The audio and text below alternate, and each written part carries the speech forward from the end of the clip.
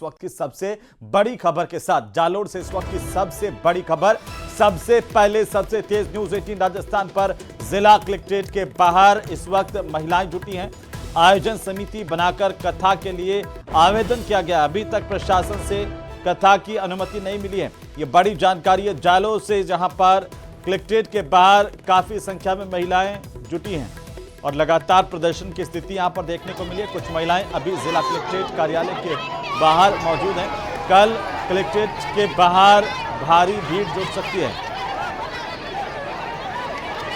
ज्यादा जानकारी के साथ हमारे संवाददाता रेवा शंकर जालोर से हमारे साथ फोन लाइन पर जुड़ चुके हैं। रेवा शंकर, क्या अपडेट, क्या जानकारी इस पूरे मामले पर? जी हेमंत, मैं बताना चाहूंगा कि आज जिस प्रकार से जालोर जिला मुख्यालय पर पूरा हंगामा बरपा रहा और जिला कलेक्टर कार्यालय से महज 200 फीट की दूरी पर जहां प्रदर्शन कर रही महिलाओं को रोका गया था, क्योंकि आज यहाँ पे राज्यपाल हरिभाऊ बागड़े का भी यहाँ पे दौरा था और उसको लेकर के काफी सतर्कता बरती जा रही थी। लेकिन जो महिलाओं का जो ये विषय चल रहा है वो पिछले 5 दिन से चल रहा है। कथाचक संत अभयदास की कथा की अनुमति को लेकर के पिछले 5 दिन से जो महिलाएं हैं वो लगातार कलेक्टर कार्यालय के बाहर पहुंच रही है और आज जो है वो काफी संख्या में महिलाएं पहुंची और उनको रोका गया। हालांकि एक बार की माहौल जो है पूरा गर्म होता हुआ दिखा। यहाँ पे टायर भी जलाए गए और साथ साथ में जो पुलिस के बैरिकेड थे उनको भी रौंदते हुए महिलाएं जो हैं वो बेकाबू भीड़ के तौर पे एक बार कलेक्ट्रेट की तरफ पहुंच गई। वहां पे जो एक सेकंड रो जो बनाई गई थी, सेकंड लाइन जो पुलिस की तरफ से बनाई गई थी, वहां उनको रोका गया और प्रशासन ने फिर उनसे वार्ता शुरू करी और एक बार उनको आश्वस्त किया गया कि हम गंभीरता से आपकी बातों को विचार कर रहे हैं। उनको कथा आयोजन समिति, क्योंकि वो अनऑर्गेनाइज थी, असंगठित थी, कोई नेतृत्व नहीं था उनका, तो उनको बताया गया कि आपकी तरफ से एक समिति बनाइए और समिति के साथ में हम बात करेंगे।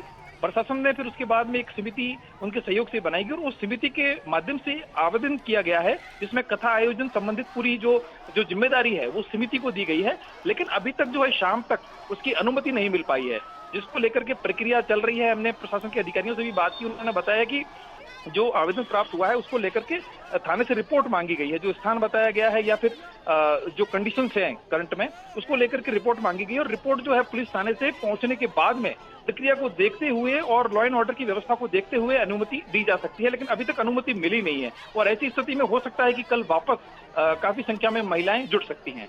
जी हाँ बिल्कुल रेवा शंकर, नजर बनाए रखिए, अपडेट हम आपसे लेते रहेंगे। बहरहाल बहुत शुक्रिया तमाम जानकारी के लिए। तो लगातार यहाँ पर महिलाओं का प्रदर्शन देखने को मिला।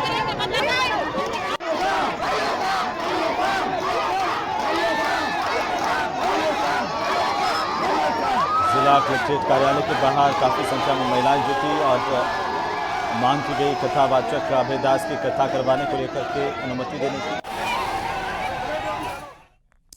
तो पहले विपक्ष ने चुनाव आयोग पर सवाल खड़े किए और इसके बाद चुनाव आयोग के खिलाफ विपक्ष सुप्रीम कोर्ट पहुंचा और अब धमकी देने पर उतर आया है।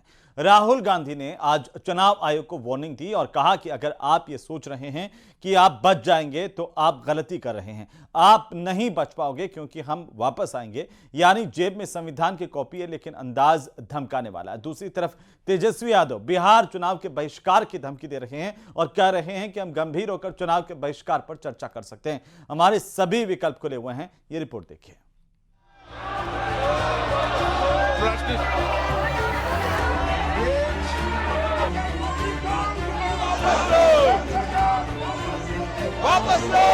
आपका व्यवहार जिस तरीके से रहता है ये सदन की गरिमा के अनुकूल नहीं है। आप इतनी पुरानी राजनीतिक दल के संसद सदस्य हो। नाम के Whenever the opposition leaders want to speak, they are not allowed to speak. I was surprised because I am a new MP. I was surprised to see that the disruption was starting from the treasury benches. देश देख रहा है कि लोकतंत्र का जो है इन्होंने किस तरह से अंदर गला दबाते हैं। ये लोग संविधान का जो है ये गला दबाते हैं, इतना चिल्लाते हैं, इतना चीखते हैं, रोज के रोज वेल में आ जाते हैं। संसद में हंगामा और वोटर लिस्ट के शुद्धिकरण का विरोध दोनों नेक्स्ट लेवल तक पहुंच गया है और अब बात बिहार चुनाव के बहिष्कार पर आ गई है। चुनाव का क्या मतलब रहेगा जब लोकतंत्र में जनता ही वोट नहीं देगी? गंभीर होकर के चुनाव बहिष्कार पर चर्चा हम लोग कर सकते हैं, ये विकल्प हमारे पास खुला है। तो चुनाव का क्या मतलब है? ऐसे एक्सटेंशन दे दीजिए सरकार को।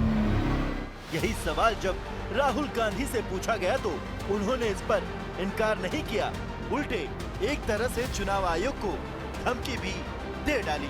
I want to send a message to Election Commission. Yes, sir. If you think you're going to get away with this, you're mistaken. You're not going to get away with it because we are going to come for you. चुनाव boycott के सवाल पर कांग्रेस के बिहार प्रभारी कृष्णा अलावरू ने साफ साफ कहा कि हमारे पास सभी विकल्प खुले हैं। सारे दरवाजे खुले हैं, उस पर चर्चा हो रही है। जो भी फैसला होगा आपके सामने हम बताते जाएंगे। इसी बीच तेजस्वी यादव ने बड़ा आरोप लगा दिया कि बिहार विधानसभा के भीतर उन्हें गंदी गंदी गालियां दी गई। जनक सिंह ने मेरे को माँ बहनों की लगातार गालियां दी। अगर हम क्रिमिनल हैं, हम कॉन्ट्रैक्ट किलर हैं, तो हम बाहर क्यों घूम रहे हैं भाई?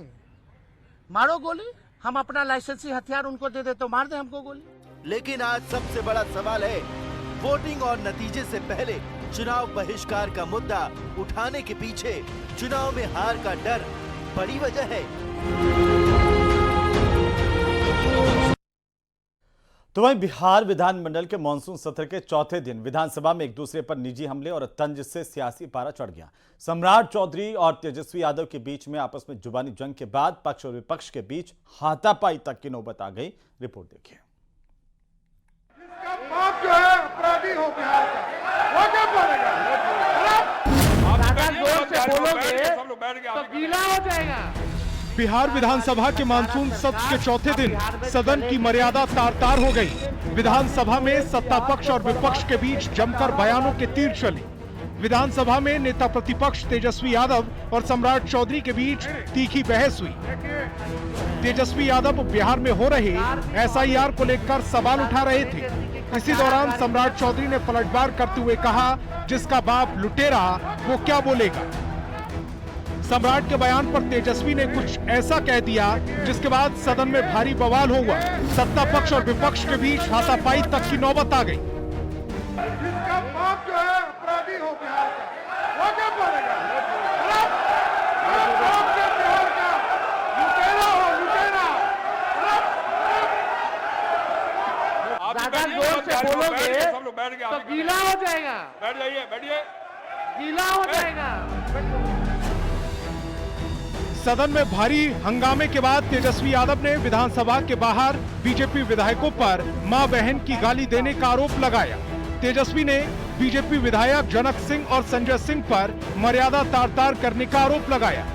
तेजस्वी के आरोप पर डिप्टी सीएम विजय सिन्हा ने जवाब दिया। माँ बहनों की गालियां वो दे रहा था वो व्यक्ति, और हमने आपत्ति जो है स्पीकर से कराई है। आज तक इतनी भद्दी भद्दी गालियां, अब हम उस गालियों को हम बोल नहीं सकते जो भाजपा के विधायक जो है बोल रहा है। ये स्थिति आ गई है। मैं मां भारती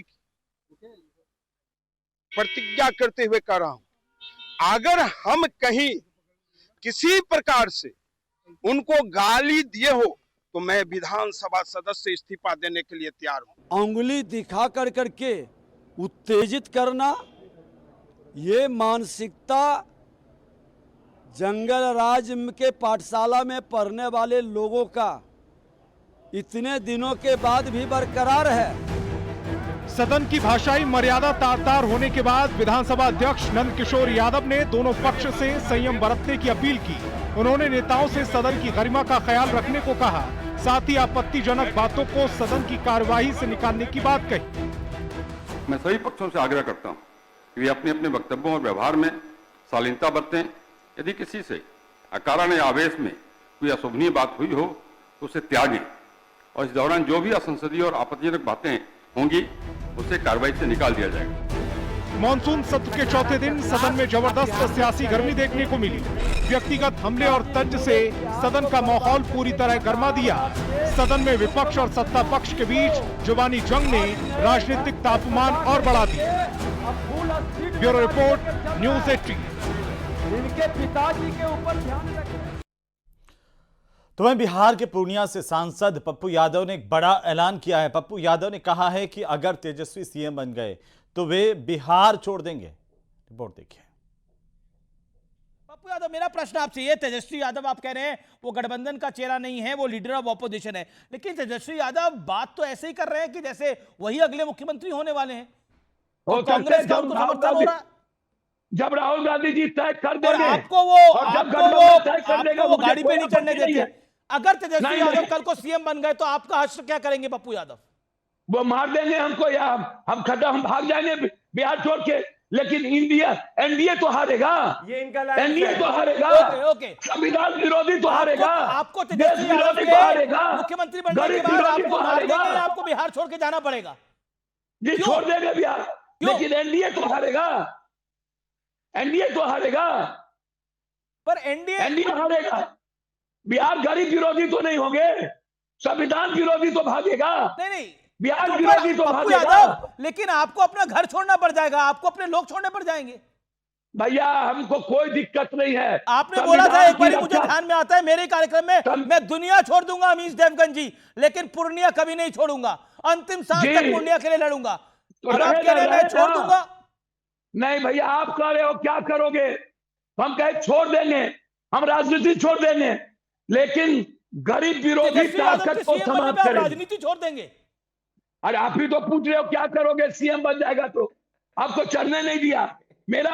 हमारे लिए बिहार और बिहारी आत्मस्वाभिमान की आपको बात ये है। डर है कि आप अगर वो हमारे बन लिए- जाएंगे तो आपको नमस्ते ही कर देंगे, बाहर ही निकाल देंगे? भैया कोई बात नहीं, निकाल दे, लेकिन इंडिया गठबंधन जीतना चाहिए। ऐसा क्या गठबंधन जो आपको बाहर निकाल कर हो? ऐसा गठबंधन का क्या फायदा पप्पू भाई? मेरा व्यक्तिगत स्वाभिमान का कोई मतलब नहीं है, मेरे आत्मसम्मान का कोई मतलब नहीं है। मैं अपने स्वाभिमान के लिए पैदा नहीं हुआ हूं, मैं बिहार के लिए पैदा हुआ हूं, मैं बिहारी के सम्मान के लिए पैदा हुआ हूं, मैं गरीब के लिए पैदा हुआ हूं। मेरी जिंदगी पर अधिकार, मेरी संपत्ति पर अधिकार गरीब का है। उद्धव ठाकरे की पार्टी तो आप पीट रही है बिहारियों को, तब आप कुछ बोलते नहीं है? वो कांग्रेस हम तो की क्या तरफ दिया है। कि कौन का दिया भैया, बीजेपी की सरकार है, क्यों कहते हो बिहारी को पीटते? आप बीजेपी ने तो रोका, बीजेपी ने तो अंदर डाला जो पीट रहे थे। सवाल नहीं, गुजरात कहाँ को अंदर डाला? आपके तो गुजरात अलायंस को पार्टनर, चुन-चुन आपके के- तो सहयोगी है, अरे जो बिहारियों भैया, को आप मानते जो- हैं वो कांग्रेस ये राज ठाकरे- कांग्रेस के ये सहयोगी राज है महाराष्ट्र ठाकरे- में। ये राज ठाकरे किसका पैदाइश है, किसका? गुजरात में उद्धव बिहारी ठाकरे को का भाई कौन है? पूछा? बीजेपी का भाई है। अभी तो आप लोगों के बीजेपी साथ, का भाई है। मैं तो उद्धव ठाकरे की बात कर रहा हूं। अच्छा, कौन मार रहा है? उद्धव ठाकरे की पार्टी पीट रही है ना। तो मस्जिद में अखिलेश की समाजवादी पार्टी के सांसदों के साथ बैठक को लेकर के, मीटिंग को लेकर के सियासत तेज हो गई और बीजेपी का आरोप है कि तुष्टीकरण के लिए अखिलेश खुद को मौलाना दिखाने से भी परहेज नहीं करेंगे। बीजेपी के आरोपों पर समाजवादी पार्टी के सांसद मस्जिद में मीटिंग पर अलग अलग तर्क दे रहे हैं। बीजेपी ने समाजवादी पार्टी को जहां नमाजवादी पार्टी बता दिया, तो वहीं मौलानाओं ने भी अखिलेश को सवालों से घेर लिया है। रिपोर्ट देखिए।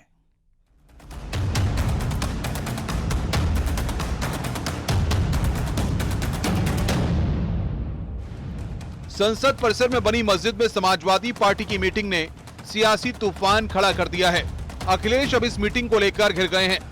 मौलाना इशराक बोरा का कहना है कि मौलाना मोइमुल्लाह नदवी को इसके लिए तौबा करनी चाहिए। वहीं समाजवादी पार्टी के नेताओं को अपने इस कदम के लिए माफी मांगनी चाहिए और अपनी गलती का एतराफ करना चाहिए कि उनसे बड़ी गलती हुई है।